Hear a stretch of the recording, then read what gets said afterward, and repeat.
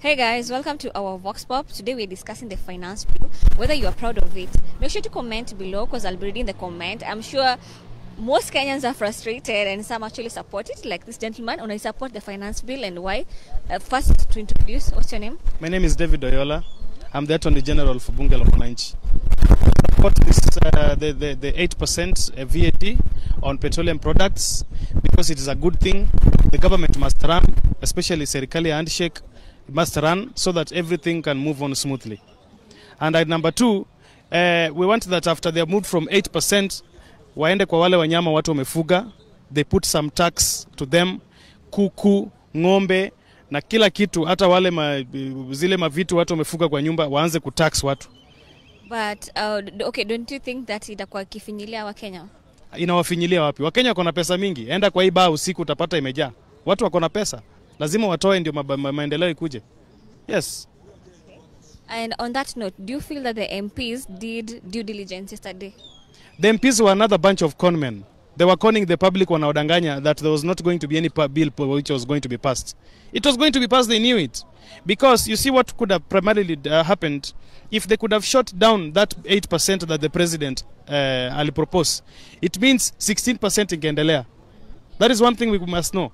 That if they could have shot down that memorandum, 16% could have continued until another amendment happens again, then it's going to be reversed. So MPs walikuwa wanapiga tu kelele hapa na pale to bring confusion so that 8% can go. You think those MPs, and they had already been bribed by CDF, wakambiwa CDF will not be reduced.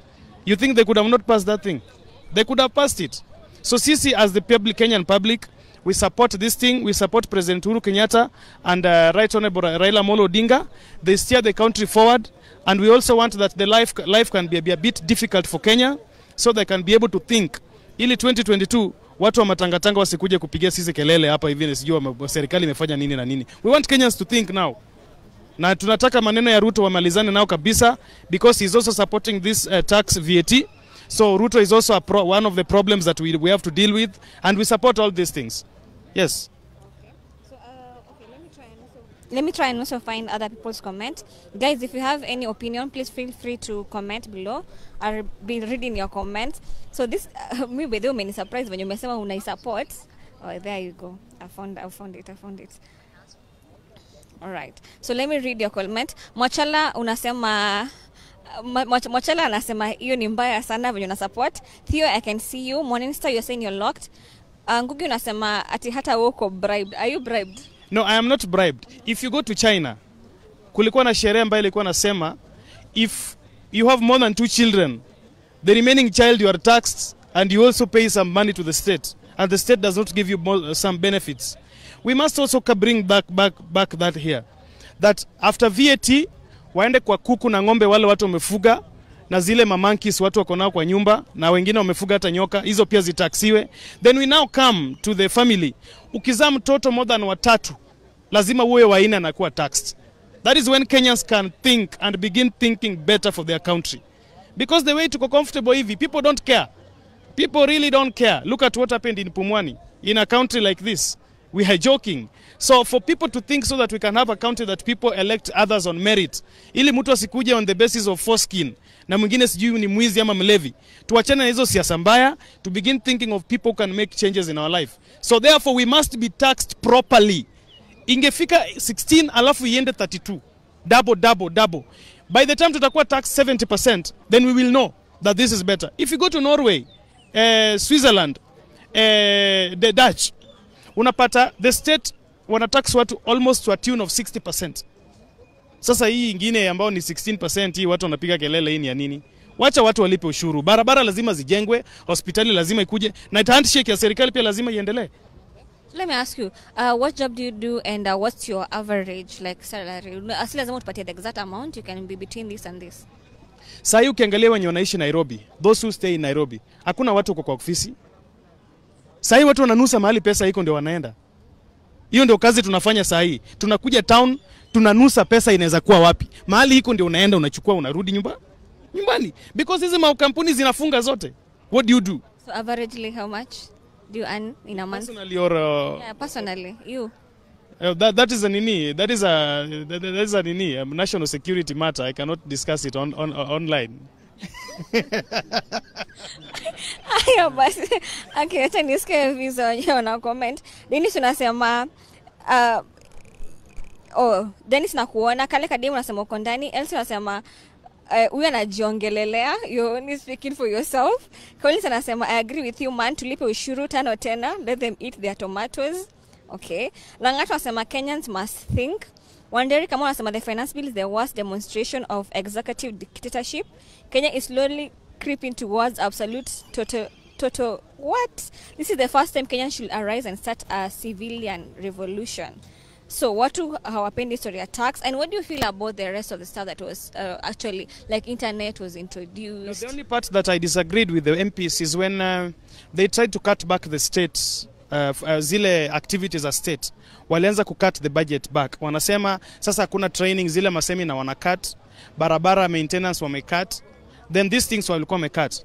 Now that one I disagree, because the moment, you know, state is the owner of money. It is the one that circulates money. The moment cut expenditure, it means that that money will not go to the market to circulate. So that is where I disagreed with the state. They could have allowed put more money on expenses and training. Mahoteli wapate pesa, watu waanze kuajiriwa makazi, wapate makazi. That is what we could have done. Number two, the problem that I also have with the previous government ya Jubilee, because the government we have right now is a government of handshake. 2013, 2017 ilikuwa ni serikali ya Jubilee. Hii si ya Jubilee, hii ni handshake. The difference between ile ingine na hii is that wakati ile wa serikali ya Jubilee, wezi walikuwa wanachukua pesa wanaingiza kwa nyumba, wapeleke kwa bank, circulate kwa economy. That is why unapata pesa mingi Jubilee kwa nasema wamejenga barabara hapa na pale, lakini maisha ya kila mtu wa kawaida hapa hakuna pesa kwa mfuko. What was the reason? Because pesa ilikuwa inaklipiwa na huko juu. Kabla ifike chini, kuna mtu ameshaichukua, ameenda nao Karen, ameka kwa nyumba bedroom 3. Tunasikia kuna mtu hapa Karen ako na nyumba, pesa kwa nyumba bedroom 3. Anatoanga kila siku, zingine zinaenda kwa Harambee, zingine watu wananunua na pombe na wanawake. But you see what we are saying. Inafaa we must make sure that those who looted the economy of this country, lazima warudishe hiyo pesa. That is when we can progress. Because pesa mingi ilitoka, lakini kuna wachache walichukua, wakaenga kwa my fridge, wengine wameka chini ya kitanda, wengine wameka kwa you know, money is not in the banks. If you ask most of these people who are spending money every weekend taking them to Harambees or whatever thing they are, if you ask them, ni bank gani wana withdraw hii pesa yote? They will not tell you wametoka kwa hii bank. Inamaanisha pesa yote wameka kwa nyumba, na ndio maana president aliona na president wawili Uhuru na Raila Odinga, marais wawili waliona kuna makora mingine hapa wanaiba pesa na wameka kwa nyumba. So lazima we go after them. That is why sisi tunasema wale ambao walichukua pesa ya serikali na pesa ya wananchi lazima warudishe, so that the money can circulate back to the economy. I appreciate the thieves that were existing during Kenyatta and Moi's time. Because wale wezi wa Kenyatta walikuwa wakiiba pesa, wanafungua makampuni, watu wanaandikwa. Example wanasemanga, vile watu wanasemanga sijui kina Chris Kirubi, unaona wamefungua makampuni mingi, watu wameajiriwa. Lakini kuna majamaa juzi wameingia kwa serikali, mtu ako huko chini Elgeyo Marakwet huko kama mkulima, ameiba pesa, amepewa huko, anatoka Elgeyo Marakwet na anaanza kuishi Karen Nairobi for the first time. Imagine mtu ametoka mashambani huko na the first place ataishi Nairobi ni Karen. Na pesa na spend kwa wanawake, magari, pombe na nyumba. Those ones don't circulate in the economy. They could have stolen all those money, then unasikia Uasin Gishu wamefungua mafactory kama 5 za kusaga unga za mahindi, Wakalenjin na wale watu wa Rift Valley ya Wali ni sawa. Mwingine amefungua makampuni ya kahawa huku. That is making sense. But now wanakula peke yao. We don't care. Washikwe, wasishikwe, we sisi tunaishi. But people must be taxed. Tunaomba President Uhuru Kenyatta, tafadhali. Please, Mr. President, if you can hear us, this is the voice of the public. Increase that tax kidogo. Iko chini kabisa. 8% hizi fanya tufikirie.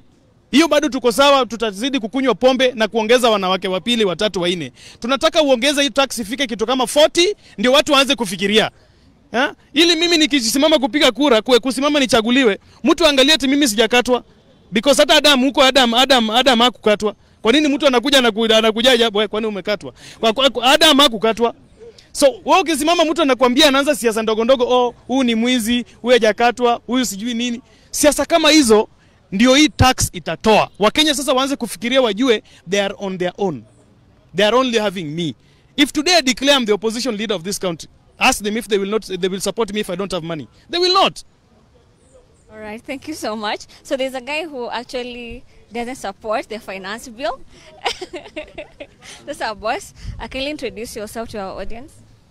Okay, I'm John Mark, the speaker Bunge la Mwananchi. Yeah. Okay, so how do you feel, what do you feel about the finance bill?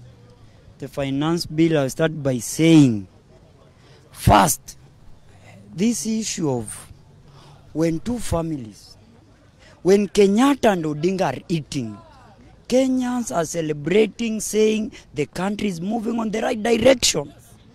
So I want to say this. The problem of this country, it's evident yesterday. The day before yesterday, we saw Uhuru Muigai Kenyatta, the party leader of Jubilee. We saw Raila Amolo Odinga, the party leader of ODM, the NASA fraternity, summoning his lieutenants, telling them they must pass the bill. Mark you knowing, Raila is the beneficiary of this oil that is imposing the tax to us to pay him. And we are warning Raila, seriously, His Excellency Raila Amolo Odinga and Uhuru Muigai Kenyatta. Kenyans are tired.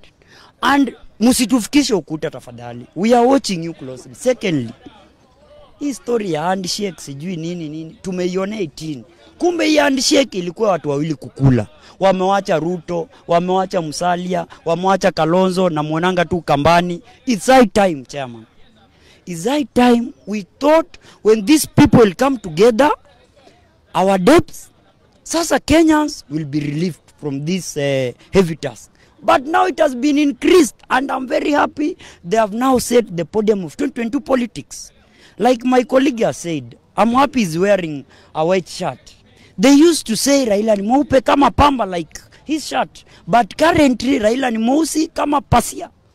So I want to say this by saying this. They have set the podium in 2022. Mambo ya ule mkora anakaa Karen. Anakuja ati kwa picha anasema ukitaka kukua mweupe ati anakuinua mkono. Is now enough. Kenyans have realized is not mweupe kama pamba. Is just like conman, like Ruto, like Uhuru Muigai Kenyatta, like any other politician. So for me now, Kenyans watafunguka macho waone 2022 they are all politician. Hii mambo politician mwingine anasema mweupe kama pamba, sijui wengine nini, is now done. Because right now Raila is behaving kama ule bubu. Okay, why are you accusing Raila? Because he hasn't like aja support ama ajaenda against the finance bill ama? Yeah, the reason why I'm against Raila is all along from early 1960. He has been all along he has been saying he's the alternative government. So all along people have been following him as an alternative government. So sahi amekewa nyama hapa aongei na Wakenya wanaumia. Ndio tunasema hivi, Raila nyama isishe kwa mdomo ukaturudia. We are warning you.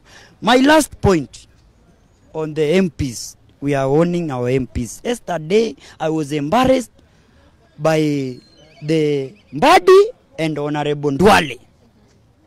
Hao ndio sasa kisonono ya hii Kenya. Hata si Uhuru, hata si Raila. Hao ndio kisonono. Because for them, Raila is not in parliament. Uhuru Muigai is not in parliament. And we want the legislature to be independent. But hao ndio vifaranga ya Uhuru na Raila kwa parliament. And we are watching you. We are warning you, Ndwale. We are even doubting your citizenship in this Kenya. You are behaving like you are not a Kenyan. And we are warning you, Mr. Ndwale. We revisit your ID. Personally, I revisit his ID. Okay, so you're not treating our as Kenyans. And nashuku kama si Mkenya. He's a Somalian. The way he's behaving. And we voted him to represent us in parliament. But is there the cutters of Uhuru Muigai Kenya. Uhuru akipiga right, anaenda right. Raila akisema left, anaenda left. We are tired as Kenyans. Secondly, about the bundles. Is high time for young people. Hii mambo ya demonstration kwa Facebook iishe. I'm very happy. Because young Kenyans walikuwa wamewacha kudemonstrate kwa street, siku hizi ni Facebook. So I'm very happy hata on that naunga Uhuru Muigai Kenyatta mkono. Aongeze hata hiyo tax 15, ikuwe 20% so that hii life kitufinya, tusiandamane Facebook, tuandamane kwa street. So that Uhuru aone kweli wananchi wamechoka dati mambo, ati tax inaongezeka tunaandamana kwa Facebook iishe. Secondly and thirdly, I want to say this. it's high time Kenyans to realize all these politicians, they cut across, be it Jubilee affiliation, be it NASA affiliation. They are just conmen. They are there because of their interest. Yeah. All right, thank you so much. Elsie, unasema una support hiyo story ya Ndwale. Alisha unasema Raila tosha, I will keep on voting for him. Elsie anasema baba si baba yako. Kale kadema anasema huyo jamaa ako nyuma. Anakucheki vibaya. Oh, there's someone who's looking at us now. Very yeah, but so guys, you can continue commenting below. Some of your comments I won't be able to read. But anyway, acha nione kanda pata mtu mwingine mwenye anaweza ongea. No, you've really spoken a lot. Who else? Who else? Akwa mtu akona opinion? Si lazima ongea mbele ya watu. Kuja tu hapa. Unaweza jintroduce nani? Okay, kwa majina naitwa Ian. Na ningependa kusema ya kwamba unaitwa Ian, yes. So how do you feel about the finance bill? I feel that Kenyans have been betrayed by the finance bill, and I think that Kenyans, we have been left alone. There's nobody to fight for us. Beginning from the judiciary, we have seen a lot of corruption happening in the judiciary. Some people who are involved in a lot of corruption cases, they have been given bonds, and nothing is being investigated to finalize the cases. Back to Parliament. Parliament is a house of rogue. Parliamentarians have been bribed with 20,000, 10,000. So I don't think whether there's anybody to fight for us. Going back to the executive, I've seen a trend where the Parliament is extension of the executive. What the executive want, it automatically will pass through the Parliament. So to me, I think that it's high time we get a revolution so that we can be able to fight for ourselves. So now, besides the fuel tax and all of that, which other tax imekuwa affect ama unaona itakuwa affect vibaya sana? Mimi kama youth, history ya kutax mambo ya internet itani affect, because most of the youths nowadays, they do business through internet, like for example online writing, such like things. So naona hiyo mambo ya kutax internet pay itatu affect sana sisi kama mavijana. And also mambo ya M-Pesa pay itatu affect, because most of the Kenyans, actually 70% of Kenyans, they don't have bank accounts. They rely so much on using M-Pesa services. So I think to that extent, it will also affect us as youths. So now, since it's already signed, what's the way forward? Ama, you as a Kenyan, yes, what will you wish other Kenyans can join you into doing? What I can say that Kenyans should actually know that they are on their own, so that when it comes to the next election, I think it's the only chance that we have to change this country. I remember when Obama came here, the first time that he came when he was the president of the US, Obama said that it's only Kenyans who can be able to save themselves. So let's Kenya actually unite towards one cause of ensuring that we have proper leaders. Yeah.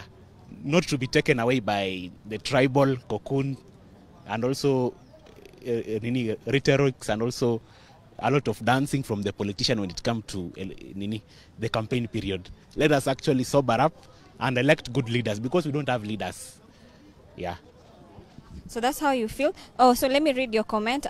Rin Omburo unasema tano tena, mnalia nini, simulipiga kura. Jem Ranga anasema Mr. Qatar told Duale is a psychopath, which is very true. Andrew Asalo anasema it's sad to see the state being controlled by families. Raila and Uhuru wajue punda amechoka. Shafi unasema I am for completing the journey with ushuru Kenya tano tena. Elsie anasema at least you're talking. I think umetaja point kwa nataka itajwe. Dennis anasema umesema demonstration ya FB hutaki, lipeni tax. Kenyatta alishaamua ama wanataka ongeze tano tena.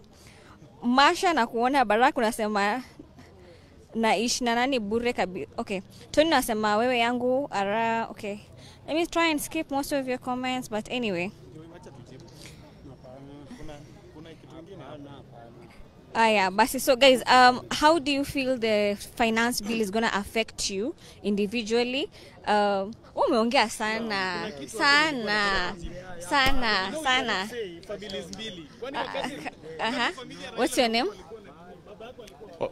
Mheshimiwa. Can you introduce yourself? My name is Opinion Leader Walter Ibrahim Onyango. My name is Opinion Leader Walter Onyango. Yes. How do you feel about the finance bill? I really feel bad. Yeah. Because this government is actually joking with us. And in my thinking, I know that the president was not intending the 16% VAT. He was actually targeting 8%. But now he put it at 16%. Wakenya walalamike ndio ilete nusu. Actually, he has met his target to me. Yeah. So you are supporting it? I'm not supporting it. You're not supporting? I'm not supporting it. It should not be there in the first place. Yeah. But it was reduced now from 16 to 8. Do you think there's something fishy in there? When I mean that it should not be there, whether at 2%, whether at 2% or 1%, we are not comfortable because we are saying it was not there in the first place. So why should it be there? It was kind of gameplay. Kwa kutuambia eti ilikuwa 16%, so nimeikata imekuja nusu. Maybe he was targeting that nusu. He knew by saying 16% Kenyans will react, will protest. So ndio akuja sema eti sasa nimeikata nusu. Yeah. And do you feel like the members of parliament wali act jana vizuri? By passing the bill? I think the members of parliament that we have now are the most doomed. And I want to concur with the senior councillor Ahmed Nasir Abdullahi in his column Nairobi Monthly last month. I think it was in July. He said that the budget that we are having, or the corruption, begins in the budget. The budget is passed in the parliament. The parliament, being the legal body that passes the bills, hapo ndio corruption inaanzia. Wabunge wanajua wanapata nini kofa zao pale. So we knew, someone like me, I knew that parliamentarians would fail us. Yeah. Last question. If we were to demolish some of the members of parliamentary seats, ni gani ungesema iende ama ikae? Kama hii nyeliongeza kama hii wanawake sijui women reps, sijui kwanza kazi yao ni gani. You don't know any duty that they do? Sorry? Aujui duty yote anafanyanga? No, it is not important to me. You say the one that in my thinking should be scrapped off. Yeah, let's begin with that one. Aya, asante sana. So let me move to this guy. Sasa, unaogopa kuongea? No, he's spoken so much. Oh. Hi, how are you? I'm fine, thank you. You saw yourself the other time? Yeah. Mimi ndio mwaka sijenyi. Yes. So this time round, how do you feel about the finance bill? The finance bill, sincerely, we expected it because wabunge, kulingana na mimi wabunge hawangepinga hiyo mswada. So those bills, hizo committees ndio wanakulanga. Hizo ndio pesa zao zinatokanga, hiyo ndio mshahara yao. So we never expected much from yesterday's debate. It was just a usual one that we expected, but we tuna congratulate wale MPs wachache ambazo waliona umuhimu ya kusimama na mwananchi wa kawaida. We appreciate them, but you cannot give a fish, you cannot give an hyena meat watunge. That is what we expected. All Kenyans expected that. If they could have done otherwise, waseme there's no need of taxing or waongeze, because in this country we have enough money. Pesa tuko nazo za kutosha. We don't, hii mambo ya kukua supplementary budgets, nini functional bill, hizi zote ni ukora ya watu wawili kufaidika, and we know it. So Kenyans, mahali tumefika, if Kenyans cannot pay this political structure ambayo tuliletewa with the new constitution, I don't say that the new constitution is bad, but political structure is rotten and is bad. This copy paste tumeona mtu anatoka anaenda US, anaenda anaangalia watu wanakufanyaje, wanakuja na Senate, women reps, nini, MCA, wanaweka hapo pap. Mwingine pia alienda China, amekuja na uniform ya police. So we don't want, in this country we have brains. Tuko na watu ambao wana akili hapa. Si lazima tufanye copy paste, because I'm afraid sahi China's tunavaa uniform ya Chinese, we will be forced to eat dogs and hizo vitu zingine, and we will not allow that. Hatutafika mahali sasa tunaambiwa kuleni umbwa si mbaya, kuleni sijui nini. We are tired of that. Kama tuna brains hapa, then we better go outside tutafute brains ili isaidie hii Kenya. As I was saying before, tumefika mahali mimi kama mwana Kenya tunataka Chinese wakuje watu colonized, because we know good thing with Chinese hawatakuja kutuibia hapa.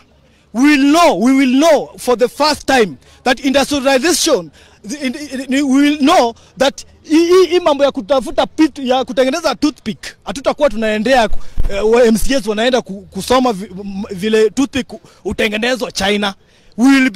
Ama China so tatakuwa wanatuangalia hapa na tunafanya. So ikifika mahali now we don't have enough brains. Mtu anaenda US anaweka political structure ya US, anaenda Chinese analeta uniform ya Chinese, then we better bring these people here, then we get colonized. Just one thing, wakuje state house watu control, because we are tired. Kama kuna mambo ya brain work hapa, then there is no need of going travel allowance hii ya kuenda kuangalia vile toothpick kutengenezwa. Is there anybody in this country hawezi tengeneza toothpick? Now imefika mahali Chinese wana finance everything. Wameleta kila kitu is good samaki. I am coming from the lake. I know how tilapia look like. Lakini ya Chinese kuna tilapia Chinese Kenya. So we are saying those bills we expect, hakuna kitu ya maana tulikuwa nini hapo. Hiyo bill ilikuwa lazima ipite ndio mwingine apate mshahara, because people doesn't want to agree that there is a political time, political era time. Na ikishafika structure ya constitution imesema lazima tukue na president, deputy president na ama governor na MCS bonoko wako hapa wengi ambao wanakula mshahara yetu, na what they can do with it. Unaonanga breaking news ile Sharon case now unaona. Now unadhibitisha the reason why I was saying that uongeze mabills za lodging. Ndio maana Sharons wengi wasikufe, because that is where they live. MCS wamehama kwao sahi. Fufanchana they are in Nairobi here. In lodgings they wamebook. Wengine wamebook even for one year. Wakuje waishi hapa Nairobi. Wakifanya mambo zile uliona Sharons. There are so many Sharons in this town sahi. Sharons wako wengi pale hapa. Wamehama wamewacha mabibi zao kwao. They are in town because they are MCA. So hii political structure ndio wanafaa wa reduce, waseme now we have enough political structure. MCS ni wangapi hapa Kenya? There are over 100,000. Wanafanya nini? Ukiangalia moja anangangana na Raila, mwingine anangangana na Uhuru. Even MPs yesterday in the parliament, moja alikuwa anangangana na Raila na mwingine anangangana na Uhuru. Only on the first time jana walikuwa pamoja. Ndugu yake mdogo na ndugu yake mkubwa. So they were talking, Mbadi na Murkomen na Duale were speaking the same language yesterday, because mandugu wawili wamenini. So I don't know, tumefika hiyo extent ya watu wawili peke yake sasa watatuambia endeni Lake Victoria tunaenda, kaeni chini tunakaa, tembeeni uchi tutatembea. No, we have brains in this country ambao sasa watu wawili watatuforce. Then another political structure ambayo naona ni tuheshimu constitution. Hii mambo after election, mtu akisha agree kushindwa, mnaenda tena kando, people's president, deputy president, nini ifai kuwa, so that hii wage bill iende chini. Hii wage bill inatuua, sababu now according to other people in this country we have two presidents. Moja ni people's president ambaye analipwa na ushuru wenyu. We don't know how much is being paid. Another one is legitimate president ambaye pia analipwa na ushuru wenyu. We don't know how much is getting from marupurupu. So if we increase those wage bills ya ma MCA ambao kazi yao ni wanaishi malodgings, and I will repeat that until waache hiyo tabia zao mbovu, wanaishi malodgings hapa na unawalipa, then tuangalie, do we need MCAs? No. Me personally, na prefer chief. Because if I have even family problem, huko nyumbani watu waendanga kwa chief. Mtu akakuibia kuku, uwezi kutafuta MCA ukamuona, unaenda kwa chief. Lakini sasa hii MCA ukitaka kumuona, labda mtu wenyu akufa, ataleta hapo sanduku na a witness kama unazikwa hapo. Then aseme vile anapigania huko juu na akimbie without a question. Hakuna mtu anataka saa hiyo imuulize maswali. So chief is there for us. Political structure lazima iangaliliwe hii nchi. Isipoangaliliwa hiyo, hata Obama akuje hii Kenya yenu hii, bado wage bill itaenda tu juu. So we are talking about MCAs, your city MCA kwa scrapped off. Which other gani zingine? women rep. When I talk about women rep, I'm saying that we don't misregard, we respect women. Na kama ulizaliwa na akili ya uongozi, like Martha Karua, that is a mother and a half. Martha Karua akukaa chini mahali siku moja, akakaa pale akaona apewe. He fight for it sababu alijua vizuri, alienda shule. In this era that mimi I go to school, my sister pia nangangana na mimi pale, na mbeba na mvuka barabara. Everybody has been given equal chance ya kwenda shule, kusoma. Na kama wewe ni daktari mwanamke, akunanga mahali unaweza kuwa you are qualified for a doctor, then unawekwa kando that you are a woman. So those political structure like women rep, unless kuna MPs kuna vitu wanafanya na hizi women rep huko kwa bunge, kama hakuna, lakini wengine wako, lakini kama hakuna kitu mnataka kwa hao wanawake ya watu wengine huku parliament, then we are asking in a very humble submission that women rep inafaa itolewe. I know of women here in this country ambao they have achieved what even 10 men cannot achieve. Now they are just women. So hii mambo ya kupakwa nini na bado wanafyekwa risasi huko like Sharon. So kama women, kama ni kucreate hizi feeder women repost, inaweza inaweza okoa Sharon's minds, then ingeokoa. So we don't need women rep, we don't need MCAs. And then when it come to parliament, tunataka sahi mtu ambaye amesoma sheria. Parliament ni mahali watu wa sheria wanaenda. Hatutapata mtu mwingine ambaye kazi yake ni kuimba tu, anaenda kuimba parliament. You know, kama ingekuwa ni sheria, utiende Molos, Orengos, na the other one in Meru. No, leave alone Jaguar. I'm not here to call names. Another, the person in Meru, yule memweka nini, governor, he could be in parliament. Those are the people we want. Laws, mind, ili sheria, ile ifai kuumiza mwananchi wa kawaida, ikuwe debated. Hatutaki kuona duales. Kunaona duales, mbades. Those people should be given another post. But wale utiende Amolos, Orengos, wawekwe pale parliament, they can do, even if they are only 2, they can do what thousands of these MPs are doing in parliament. All so right, we don't need numbers, we need quality. Yes. So besides the fuel VAT, ni gani ingine imekuwa affect? Fuel besides fuel. Besides fuel. Kuna vitu zingine ambazo hata bundles, I cannot talk about bundles because mimi ndio najua. Sasa naingia FB ndio kwanza nime resist. You never see me in Facebook for another nini. Because sina pesa ya kuharibu. So I even had Kenyans. Kama bundles zimesha increasewa, what are you doing in Facebook? Hauna kazi nyingine ya maana ya kufanya? Wacha hao matajiri watafute mabibi za wenyewe kwa Facebook. So wewe ukitoka hapa, do something. I don't nini, because we know unless they deal with the political structure, they will still increase. And utaona parliament meeting pale wana increase tena VAT to 16%. Before that one happens, usikae pale bado na Facebook at bundles. Do something so that ukipatikana wame increase to 30%, then tunajua mahali tunasema. Then I want to talk about what they can do ili wananchi wa Nairobi sana wasiumie sana. Unaona Coastal City, they reduced the budget of Coastal City. Inaitwa nini? Konza City. So wali reduce. So remember, kwa mahali sasa Kenyans tuko, tunaendelea kufanya nini? Tunaenda kuongezeka town. Na budget nini increase, tax ndio inaendelea ku increase. Inamaanisha hata rent ta increase. So if the government was serious enough ya kuweka sasa watu wakuwe na akili wa kusaidia wananchi, Nakuru, unaona Nakuru, Machakos, wangekuwa wanaweka watu waishi Machakos, Nakuru, na waweke ile treni yao. Instead of putting it to iende hadi Mombasa, hakuna kitu inasaidia. So ili tufanye kazi hapa, tunalipa 30 bob na tunaishi wapi? Nakuru. Lakini hizo wataki because landlords ni wao. Unaona landlords now, businessmen ni wao, conmen ni wao. So if we depend in development politicians in this country, as per now.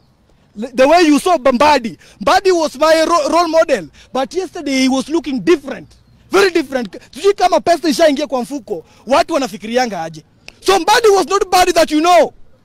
He was just like another Duale. So yeah, ameingia kwa hiyo league ya Duale.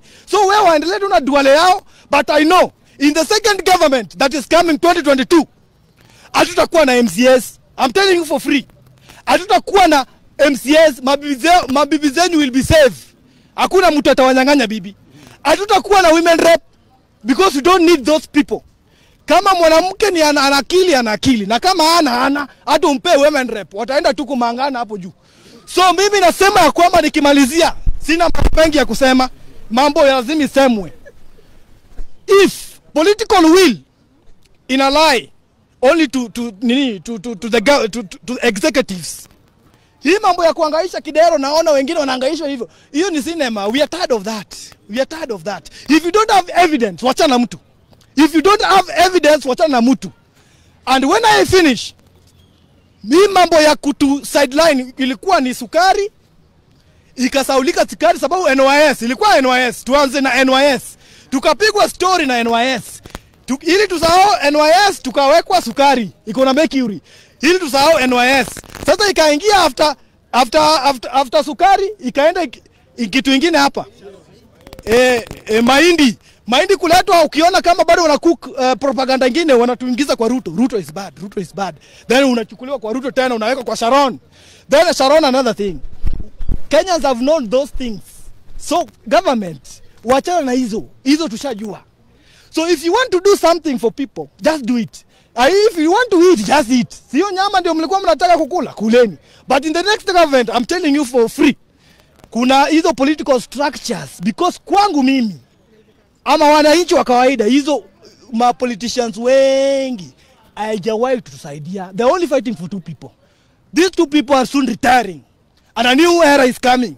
So we will not need political dogs. We just need technocrats wenye wana akili. Alright. Asante sana, acha nisome comments zenu. Adele Maro amesema nimekasirika kushinda huyo jamaa. There's someone else who's more angry. Anthony Kinote anasema huyo jamaa walai amesema tu ukweli. Alicia unasema Karo huyo guy akona ka ukweli. Ekuku bana sema the increasing tax in social media cause wanajua hiyo ndio place wanaingiliangwa sana, wana target my youth sahi. Paul Chege amefurahi sana. Chol Anyang anasema ati I'm telling you for free. Muna anasema tunaendea watu adole. Maxwell anasema huyo alikuwa amemeza memory card aki. Kalkadema anasema pesa otas. Mary Bora anasema watching from Australia, asante. Beatrice Vihendo anasema woye nanulia huyo msee mahindi kwa huyo mzae ameketi chini kwa mti. Kuna msee ameketi chini kwa watu wanaona mbali. Peter So anasema that guy is speaking the truth. Alicia was saying watching from America, asante. Maxwell Jenbugo, I can see you. Richard anasema watching from tax, asante. Kale Kadema anasema I resist Facebook, sitakuwa nikicheki live videos. Wewe usikose kucheki yetu. Zulu anasema yes, you don't also use bundles like him. Christian anasema huyo jamaa aende replace Babu Owino. Amenda. Aya basi. So guys, feel free to comment. I won't be able to read most of you, but kuna msema mwisho alikuwa anataka kumalizia. Aya. Acha nikuje hii side. Acha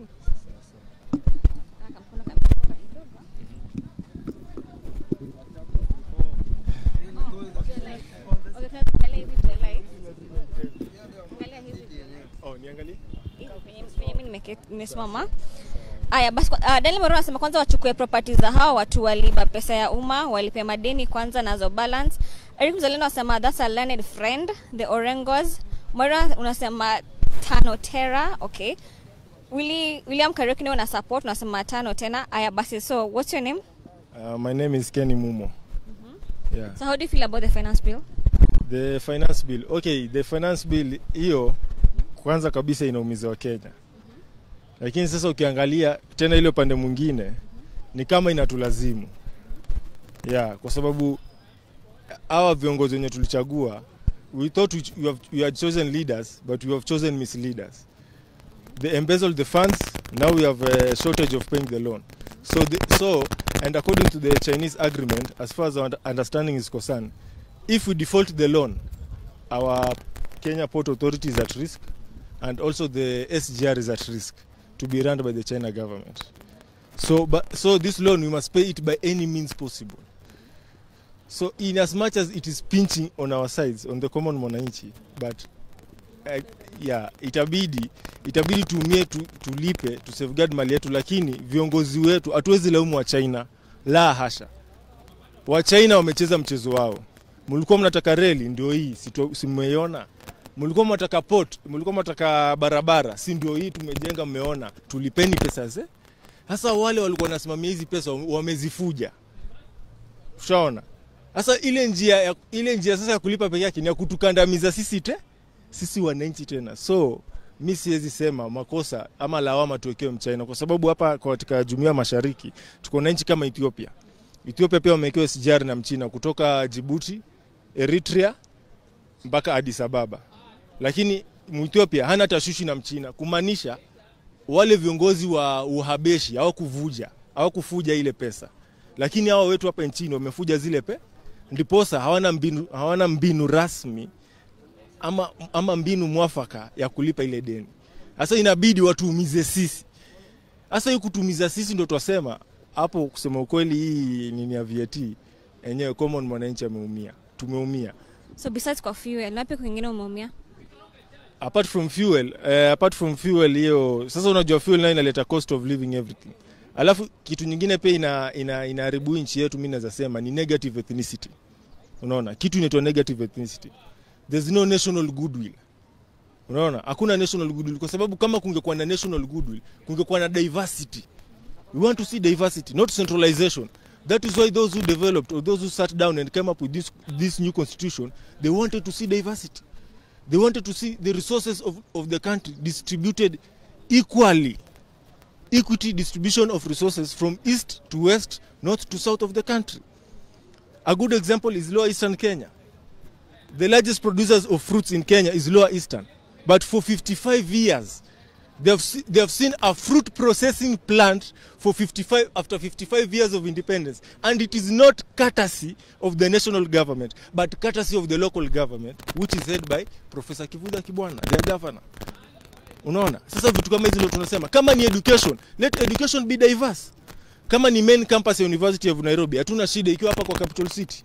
Lakini peleka campus ya livestock Northeastern, maana huko ndo kuna mifugo. Peleka campus ya fisheries Kisumu, Nyanza na Pwani, maana huko ndo kuna samaki. Unaelewa? Kama ni ukulima, peleka Western. Unaelewa? Maana huko ndo kulima inafanyika kwa wingi. So ile kitu tunazungumzia ile kitu yenye inarudisha nchi yetu nyuma. We are backtracking because of negative ethnicity. Another good example tunasikia ati kuna city sasa inajengwa Central Kenya on a 5,000 piece acre of land, Tatu City. Alafu aside from Tatu City kuna Northland City which is being developed. Unaona? Na tukirudi tena tukifungua Vision 2030, Konza City is part and parcel of flagship project Vision 2030, of which it was supposed to be built on a semi-arid land. Sasa sahi tunaona mito inakaushwa ili watu fulani wajenge city on arable land. We could have utilized this arable land and come up with plantations whereby it could have employed more than 10,000 Kenyans kwa hizo plantation, wajengewe household na government.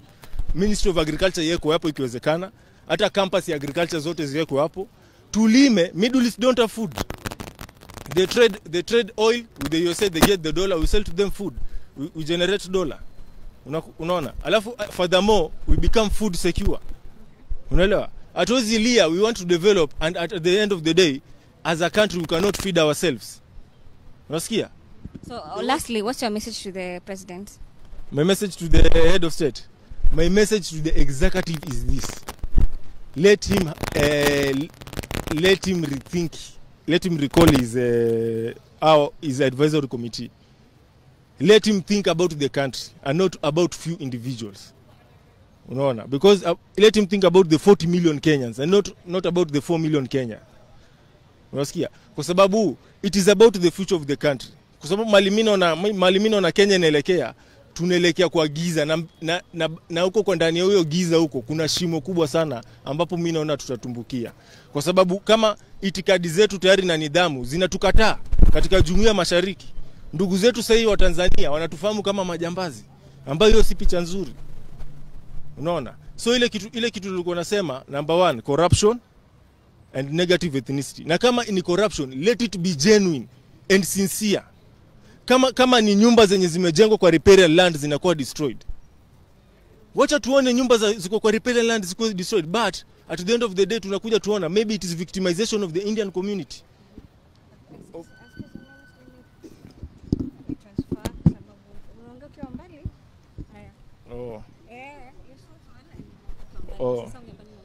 Sasa so tunaona victimization of the Indian community.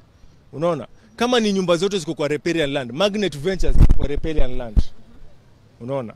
Hapo mahali hiyo shell ilibomolewa kuna residential ziko kwa riparian land. So let corruption be sincere and let it be dealt in a genuine way, but not in a manner that it will be targeting certain individual to suit a particular interest of another certain individual on this land.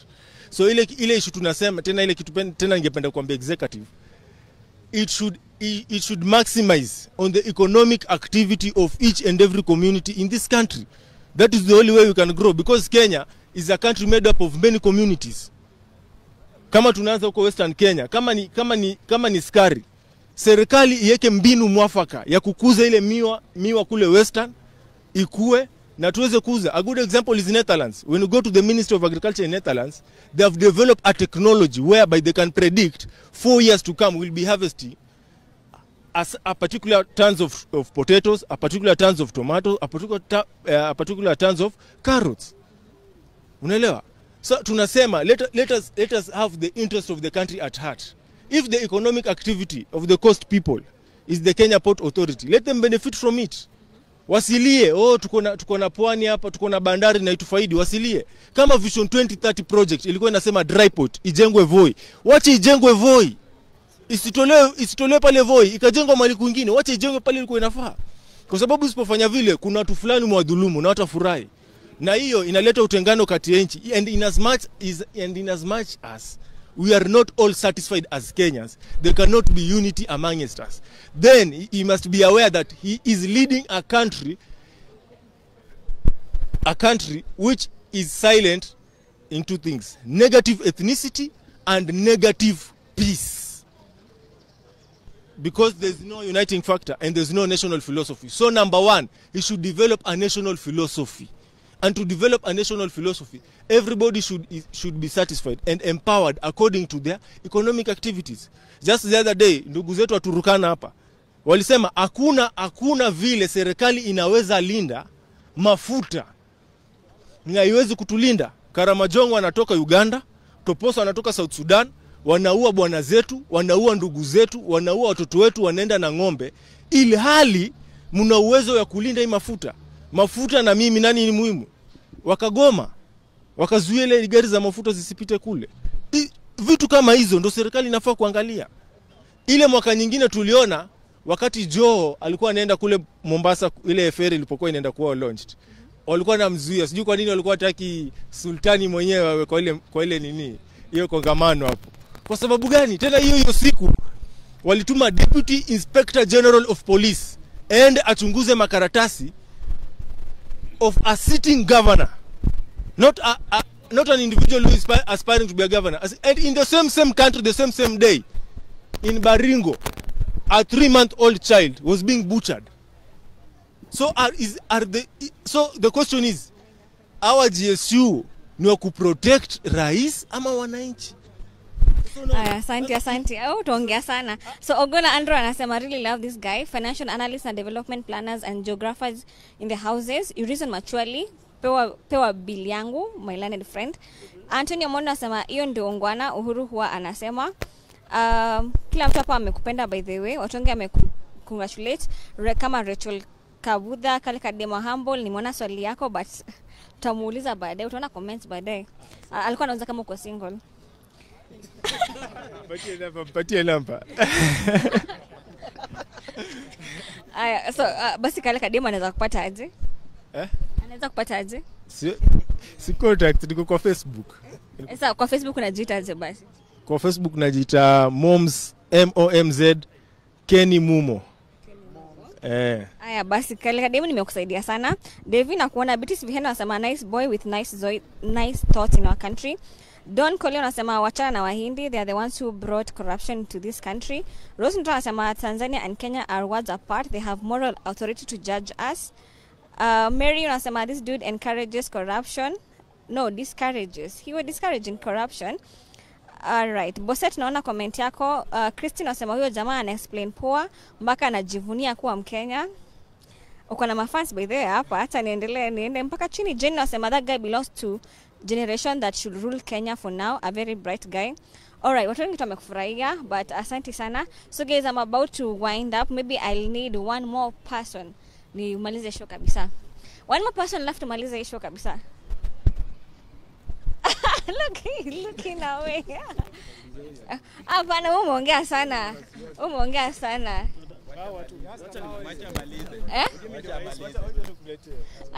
Nimwache amalize.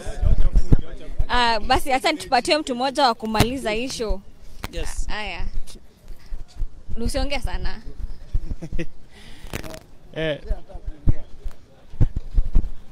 Sisi tunasema hivi. Unajua Kenya tuko na Attorney General wawili. Attorney General mmoja ni wa serikali ya Kenya na Attorney General mwingine ni mwananchi wa Kenya. Sasa mimi ndio ule wa pili wa Attorney General wa wananchi wa Kenya. Mimi kwanza ningependa kuambia majamaa wanasema ati family mbili wanaturule. Wakati baba ya Jaramogi, baba ya Raila na baba ya Uhuru Kenyatta walikuwa wanatengeneza siasa yao, baba yake alikuwa wapi? Labda alikuwa lazy mahali anatafuta wanawake wa pili wa kuongeza na wengine wanaanza kujenga. Akule wanawake wake. But sisi tunasema hivi in summary. We stand with the people of Kenya. We are expecting the president to do something that will make sure that this county moves forward. Hata kama ni kutuchuna, atuchune kidogo ndio tufikirie. Mimi I encourage mambo ya taxation iendelee, watu wa tax more, na ningependa pia wa tax vitu kama Facebook, wa tax vitu kama Twitter, sana wa tax WhatsApp. Hapo ndio watu wanatongozana sana na wananyang'anyana wasichana. Sasa vitu kama hizo haisaidii, inafaa hizo vitu tax ziongezeke. Ya mwisho ningependa pia kwa aje wa members of parliament. Wametufail sana. We're expecting young people kienda kwa parliament watatetea wananchi wa Kenya. But the young guys have turned to be nini? Hyenas in sheepskin. They have really failed as these young people in parliament. In fact, me I always call them useless because they are helping us with nothing. I expect in 2022 moving forward wawachie National Assembly wazee waendeshe affairs za nchi because wanaelewa vizuri, alafu vijana waingie kwa viti kama za Senate wakimbizane na magavana kwa ground. Wako na nguvu mingi, wanaweza kimbia nyumbani wasumbukane na magavana. Okay, there's someone who has asking me a question. Nyambwasu Fred anauliza they will tax, but your tax itaenda wapi na already wanapoteza pesa yetu na scandals? It is very simple. Ukitoa tu ule jamaa tunajuanga ni mwizi, tunajua ni nani, sitaki kutaja majina. Ukitoa tu ule jamaa mwenye tunajuanga ni mwizi, bas taxation yetu itatumika vizuri. Because 2007, 2012 tuliona kama Mheshimiwa Uhuru Kenyatta, Mwai Kibaki na Raila Odinga walifanya kazi kwa bidii na nchi ilibadilika. For the first time we saw a lot of things moving. Pikipiki zilikuja, Facebook ilikuja, everything came. Twitter ilikuja, WhatsApp imekuja, mabarabara tukapata. Wakulima walikuwa wanapata mbolea in a very cheap price. But now when these other people came, these vultures who came or with another party to join TNA, walikuja kunyakua. Sasa moving forward, ule mwizi wa kawaida tunamjuanga pale akingolewa, inchi itaendelea vizuri sana. And I'm very happy Mheshimiwa Uhuru Kenyatta na Raila Odinga wameshikana waendeshe inchi forward. Aya, asante sana. Kuna mtu anasema ati nifanye one more person nisimalize. Hello sir. Yes. Tutatoka hapa kwa jua lighting. Hapa. Jua light. And at least tuonekane vizuri. Unaweza jitambulisha unaitwa nani? Naitwa James Mutai Festus. Una feel about the finance bill? Huh? How you feeling about the finance bill yenye ilisainiwa? Finance bill haikufavor sana sisi kwa sababu nikitaja area ile interest. Nilikuwa nafikiri hii finance bill itaguza IDPs kwa sababu I'm one of them. Na nasikia hii finance bill iliongeza commodity. Na hii commodity kama sisi watu wa IDPs tunakuwa affected sana. Kwa sababu gani? Uhuru alitoa 6.5 billion for IDPs. Na sisi tukaambiwa tukalipwa kila mtu 50. Ikasemekana hiyo pesa ingine ati inaisha. Tukadamana kidogo hapa Uhuru Park. Wakasema basi hiyo pesa kusharudishwa. Special program. Since then, we have not been received anything. So, nikitaka kutuma ujumbe kwa president, angalia hali ya maisha ya binadamu. Kwa sababu kama hii IDPs ni wale watu walikuwa displaced people. Walikuwa houses, mali yao ilikuwa iliparasika na sisi tukawacho bila kitu. Which year was that? It was 0708. That's what happened. 0708. Now we don't want to go to the street. Tunataka kutumia vile ile peaceful demonstration kama sasa ya kuongea na media. Hii pesa itoke. Na wale walikula pesa yetu wanajulikana. Corruption. Kama hii corruption inasemekana corruption na hawa watu tunawaona. What is happening to the chorus? Is that a chorus? You want this matter to stop forthwith. Otherwise, yeah? I repeat, otherwise, we shall know what to do. Because what you can do is to go to the office to kuvia hapo. So, but if we cannot answer our queries, but this time I hope that tunampenda sana. But now what we are now doing is very slow on this issue of IDPs. Why am I talking about IDPs? Because it covers the whole Kenya. Utakuta Masai iko hapo, IDP, Baluya iko hapo, hata hawa tu marafiki watu hawa Wajaluo wako hapo. Ni kama kabila sote iko hapo. Lakini pesa litoka. Where did they go? Kwa nani alikula hiyo pesa? Nobody knows. But we know them.